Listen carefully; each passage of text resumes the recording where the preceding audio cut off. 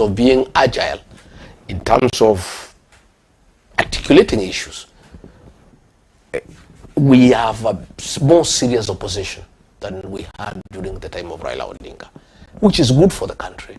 So today, if I agree to have a handshake with William Ruto, I will just be giving him a blank check to continue with the excesses, abductions, extrajudicial killing, sale of public assets, theft of public funds, you know, destruction of institutional governance.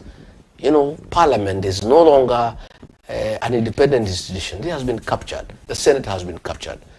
The governors cannot speak. Nobody can speak. So we are the only remaining voice. So we will be very unfair to the people of Kenya. I don't think the people of Kenya would ever forgive me if today I went and shook hands with William Ruto in exchange either of money or positions or privilege. Because he can never maybe I can go and say, oh, we'll give you security, or we'll give you cars, or we'll give you some money, or we'll give you 3 ministers and all that nonsense. I'm not interested. We have a job to do. We have to keep him in check, so that this country can stand. And we have even a bigger duty, a more serious responsibility to work very hard to have change of government next year through constitutional means, as we don't want to remove William Ruto unconstitutionally. You know, I heard Mukomen saying that I'm inciting people by saying they need to deal with traitors. For the record, Mukomen must know anybody who betrays voters is a traitor. A traitor is a traitor, and traitors must be called out. And I am on record saying all traitors must be punished, but on the ballot.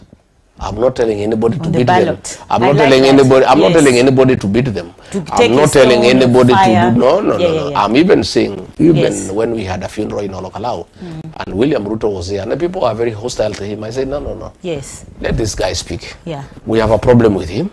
But the Constitution has given us an opportunity next year to get rid of him.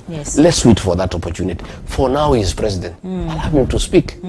Even these members of parliament who support him, they have betrayed the Kenyan people. They are traitors.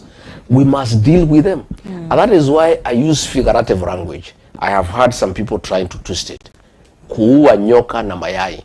That is figurative language. I'm a student of literature.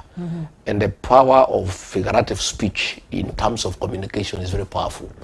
Kuua nyoka means getting rid of William Ruto on the ballot. On the ballot. With the eggs. The eggs are all the people who support him. We cannot get rid of him and leave the fellows who support him around, because they have betrayed the Kenyan people, and they can betray the people of Kenya again. But the ballots thing, to Kokadi, right? I feel like because we don't have a civil education in terms of voting right, who am I voting for?